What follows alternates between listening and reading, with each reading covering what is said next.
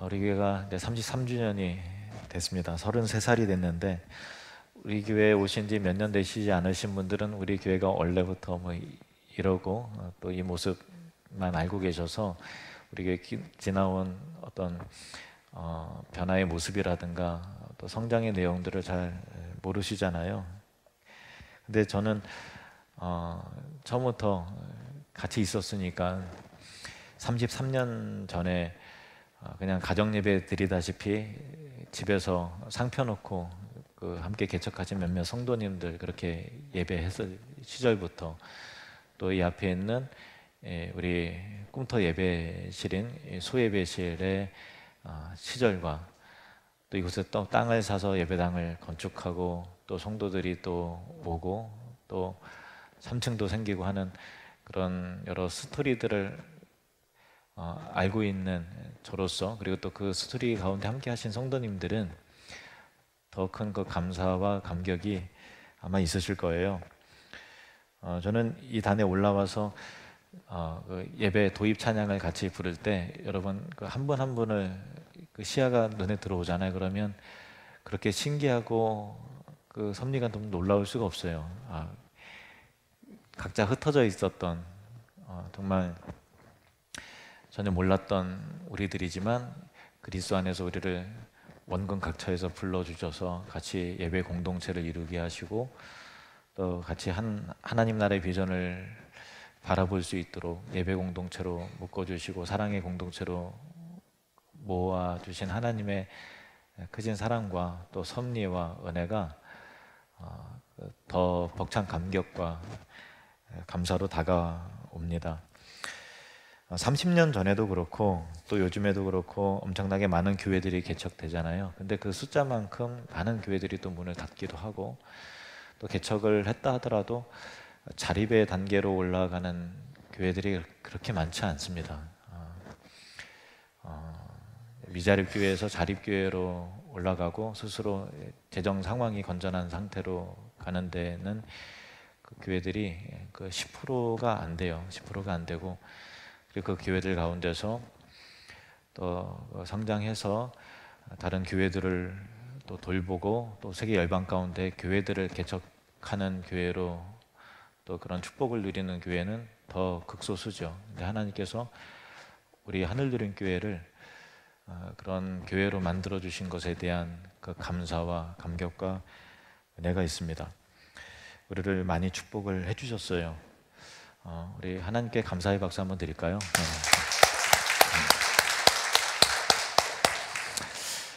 물론 큰 위기도 많이 있었죠. 제일 먼저 생각나는 위기는 고 이준호 목사님이 갑자기 선교 중에 쓰러지셔서 가난 말기 판정 받으시고 한두 달 만에 갑자기 돌아가신 그 일이죠. 그래서 너무나 우리 교회 안에 갑작스럽게 찾아온 그 위기 속에서 다들 뭐 어떻게 대처할 줄 몰라서 이 교회가 과연 앞으로 어떻게 될 건가라고 하는 그런 상황 속에서 제가 또 서울의 화평교회에 있다가 갑자기 또 내려오게 됐고 하는 그런 일련의 과정 가운데 하나님께서 무사히 그 위기를 극복해낼 수 있도록 하게 하신 것에 대한 그 감사가 있고 또 교회 재정이 굉장히 한동안 많이 오랜 세월 동안 어려웠잖아요. 아시는 분들 다 아실 거예요. 그래서 이 재정 상황을 보고하고 또 예산을 짜고 할 때 그 스트레스와 압박과 또 어떤 분은 막 울기도 하고 하는 그런 상황들도 우리가 한동안 겪어낸 일이었고 또 코로나 상황도 그렇죠. 뭐 모든 전 세계 모든 교회가 다 같이 겪어낸 일이지만 우리만 겪은 것은 아니지만 그래도 우리도 힘들게 했죠. 뭐 예배 공동체가 무너지고 또 3년 동안 같이 식당을 해서 밥 한 끼 먹지도 못했고 지금도 물론 그렇죠. 그리고 사회적 거리두기가 우리 정서적 거리두기와 어떤 영적인 거리두기처럼 돼서 좀 뭐랄까 끈끈한 정을 나눌 수 없고 그런 핑계로 우리가 좀 사랑이 좀 식고 또 관심과 돌봄이 좀 식게 되는 그런 그 위기도 겪고 있고 지금도 겪어내고 있습니다. 네, 하나님께서 그것뿐만 아니라 크고 작은 여러 가지 일들 속에서 결국은 33년의 삶을, 우리 교회 여정을 돌아보면은 그 위기 속에서 하나님께서 꼭 우리의 잘못을 깨닫게 하시고 연약함을 돌아보게 하셨으며 또 극복할 수 있는 지혜를 주시고 또 돌파해낼 수 있는 힘을 하나님께서 허락해 주셨습니다. 그래서 지금 코로나 거의 뭐 이제 막바지에 그 어두운 답답한 터널을 뚫고 지나가는 이 시점 속에서 하나님께서 우리를 향한 더 선하신 뜻 가운데 더 좋은 교회가 되게 해 주실 줄로 믿습니다. 바울은 고린도 교회가 이제 자생력이 생겼다고 판단이 되자 2차 선교 여행을 마무리하기 위해서 자기의 목회 본거지인 수리아의 안디옥 교회로 복귀하기로 결정을 했습니다. 그래서 바울 일행은 고린도의 외향이었던 겐그레아로 가서 또 배를 타고 아시아의 제일 큰 도시인 에베소로 갔고, 그것을 거쳐서 이스라엘의 그 예루살렘 외향인 이 가이사랴로 갔고, 가이사랴를 거쳐서 예루살렘 교회를 방문을 하고 또 선교 보고를 한 다음에 수리아의 안디옥 교회로 복귀를 했습니다. 2차 전도 여행은 그 주 49년부터 52년까지 약 3년여 기간 동안 이루어진 바울의 선교 여행이었고요. 그리고 여행 거리가 그 5,000km가 넘을 정도로 대장정의 그 순간이었습니다. 이 놀라운 선교 여정을 통해서 세워진 교회들과 성도들, 그리고 얻게 된 동역자들, 많은 영적 열매가 참으로 놀랍고 모습이 많았습니다. 바울은 정말 오랜만에 만난 예루살렘 교회 성도들과 사도들, 그리고 또 안디옥의 성도들에게 그 나눌 믿음의 스토리가 얼마나 많았겠습니까? 그리고 또 바울로부터 그 믿음의 스토리들을 전해 들은 예루살렘 교회와 안디옥 교회 성도들은 얼마나 감격했고 그 사랑의 하나님의 그 뜨거운 그 복음의 그 은혜를, 그 열매들을 전해 들으면서 얼마나 감격했겠습니까? 인생이란 각자 자신의 스토리를 엮어가는 것이죠. 다 각자 인생에 스토리가 있지 않습니까? 다만 사람마다 차이가 있다면 어떤 스토리들이 엮여졌느냐, 어떤 그 인생 안에 어떤 일들이, 스토리들이 만들어졌느냐 하는 차이가 있습니다. 우리 그리스도인들은 바울처럼 믿음의 스토리를 엮어가는 삶이 되어야 합니다. 바울이 2차 선교 여행을 하면서 두 편의 이 성경을 기록을 했는데, 그게 데살로니가 전서와 데살로니가 후서입니다.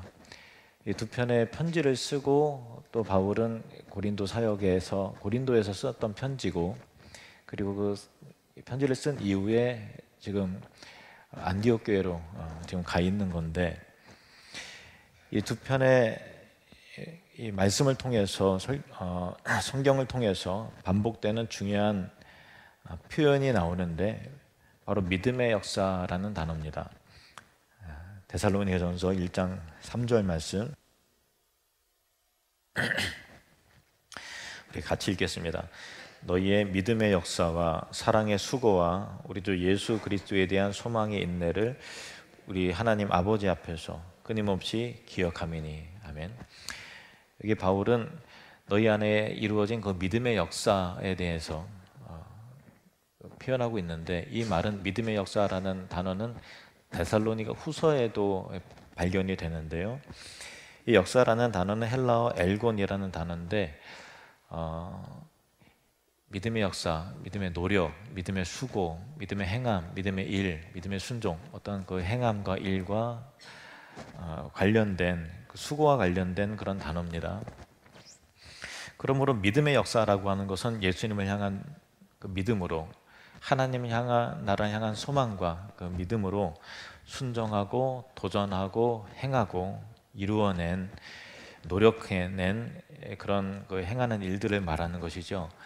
마치 아브라함이 믿음으로 갈 바를 알지 못하고 막막했던 그 발걸음을 순종함으로 떠났던 것 같이, 마치 이스라엘이 가나안 땅에 들어갈 때 요단강을 건너야 됐는데 믿음으로 흐르는 물에 그 발을 디뎌냈던 것 같이, 또 다니엘이 하나님에게 경배하지 말라는 위협 속에서도 정한 시간에 하루 3번 기도하면서 자신의 믿음을 지켜냈던 것 같이, 또 베드로가 믿음으로 하나님의 예수님의 말씀에 의지해서 깊은 곳에 가서 그물을 내려서 고기를 잡았던 것 같이, 눈먼 바디메오가 예수님을 향해 믿음으로 소리를 질렀던 것 같이, 우리의 삶의 현장 속에서 믿음으로 행하는 크고 작은 일들이 서로 엮이면서 믿음의 스토리들이 완성되고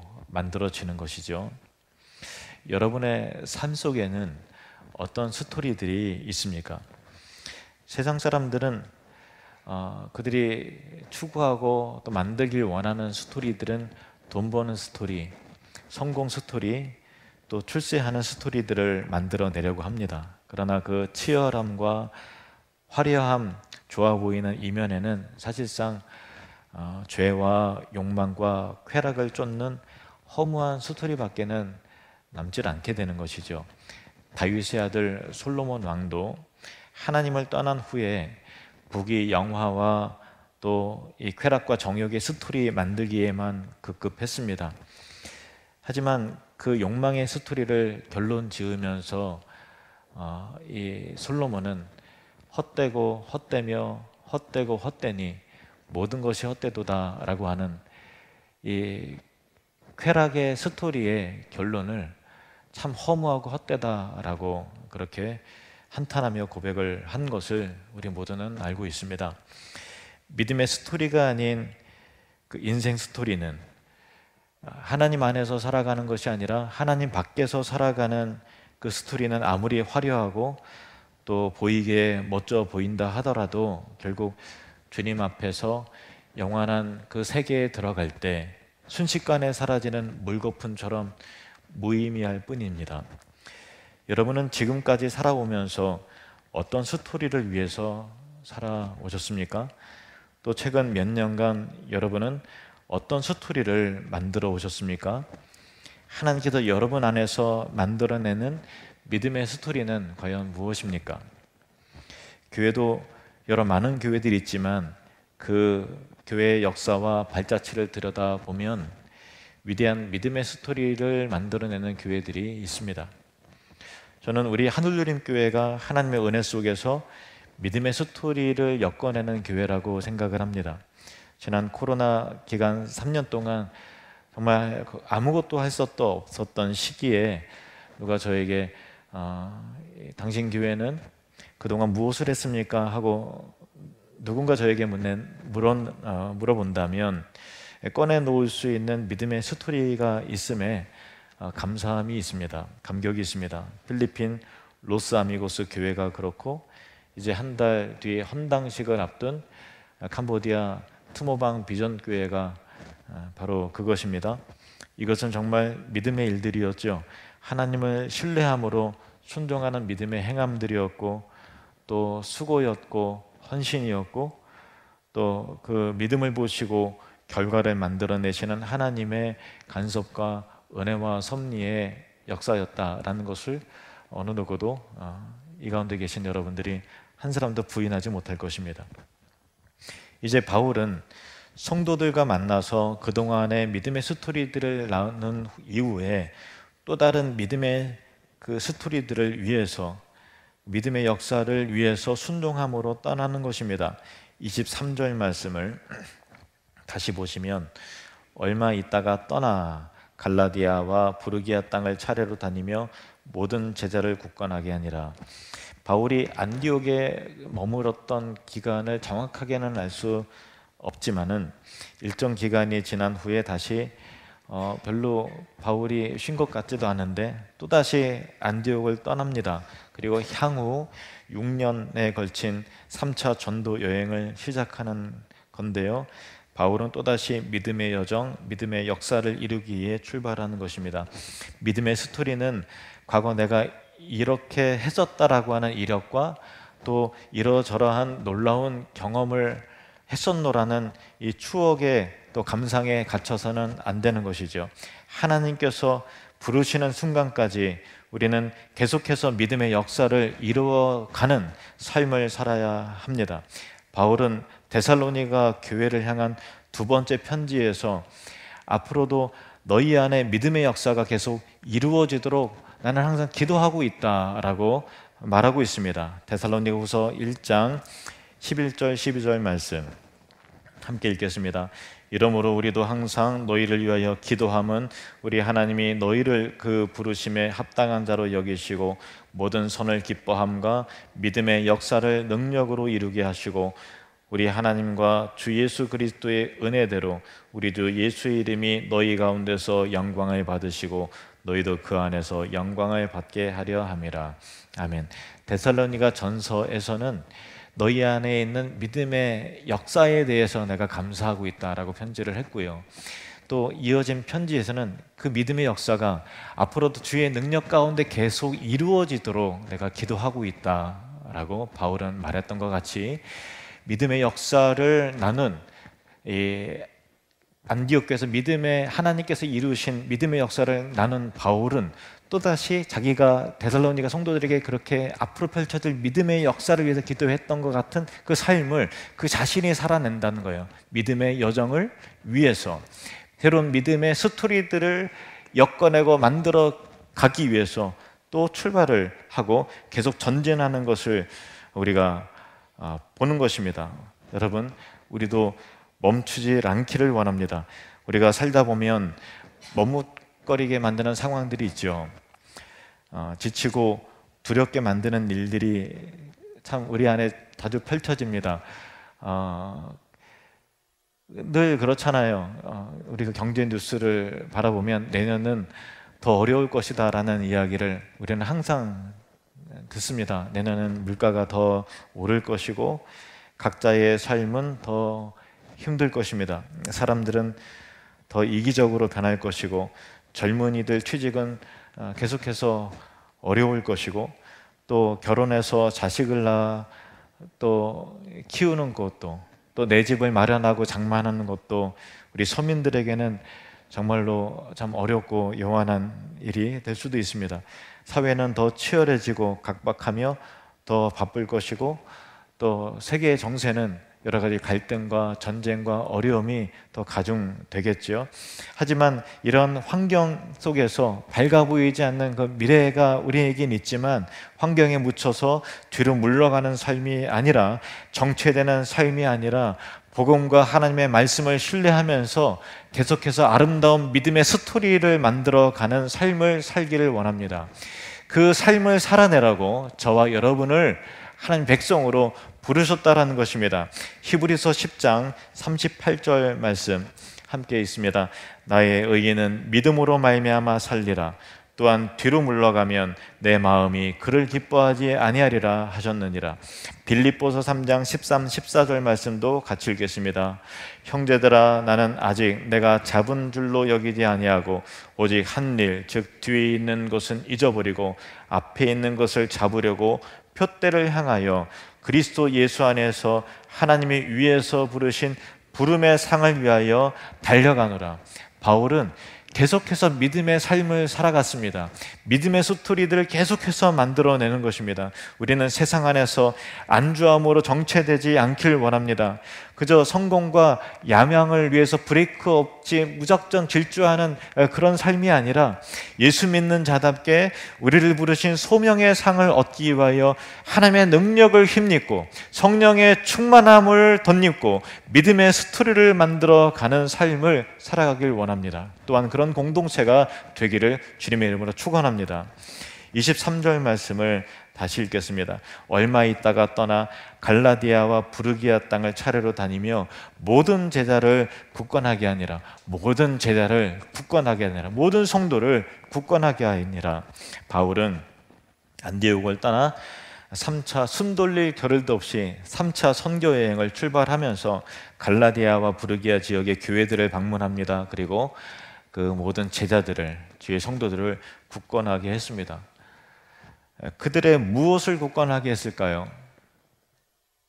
그들의 믿음을 굳건하게 한 것입니다. 핍박과 고난 속에서 그들에게 놓여 있는 어렵고 절망적인 환경 속에서 주님을 향한 믿음이, 하나님 나라를 향한 소망이 흔들리지 않도록 하나님의 말씀으로 바울은 권면하면서, 전파하면서, 또 사랑과 격려로, 또 그들을 위한 눈물의 기도로 그들의 믿음이 흔들리지 않고 굳건해지도록 도와주었던 것입니다. 이것이 교회입니다. 교회는 서로의 믿음을 굳건하게 붙잡아주는 영적인 공동체입니다. 서로를 붙잡아 주도록 하기 위해서 각자 개인 플레이로 신앙생활을 하도록 하나님께서 허락하지 않고 우리를 하나의 공동체로 불러서 너희가 바로 교회다라고 하신 것입니다. 그 교회의 기능은 바로 이것이죠. 서로가 서로의 믿음을 책임지고 붙잡아 주도록, 그렇게 하나님은 우리로 한 공동체로 묶어주신 것입니다. 건강한 교회, 건강한 성도는 서로가 함께 함을 통해서 믿음을 격려하고 북돋아주고 사랑과 기도로 믿음을 이끌어주는 것이죠. 저는 우리 한울드림교회가, 그리고 또 제가 지금 가장 부족한 점이 있다면 바로 이것이라고 생각을 합니다. 주님이 기뻐하시는 사랑의 공동체를 이루어 서로에게 관심을 기울이고 서로의 연약함을 품어주고 또 약점을 돌봐주고 또 병약한 자들을 위해서 기도해주고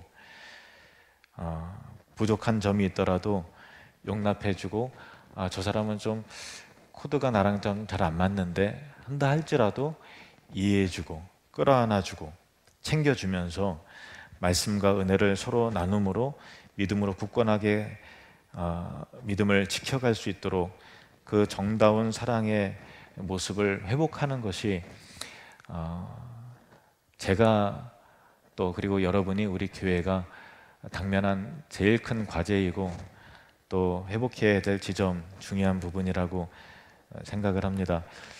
이제 코로나가 더욱 그렇게 만든 것도 있고 주님 앞에서 교회 본질이 이게 아닌데 우리가 왜 이렇게 됐을까 하는 그런 아쉬움도 있지 않습니까? 근데 하나님께서 바울이 모든 제자들을 굳건하게 했다라고 하는 이 말씀이 저는 저를 향한 말씀이요, 그리고 우리 모든 리더들을 향한 말씀이요, 우리 한울드림교회에 꼭 필요한 하나님께서 33전에 주신 말씀으로 저는 그렇게 믿습니다.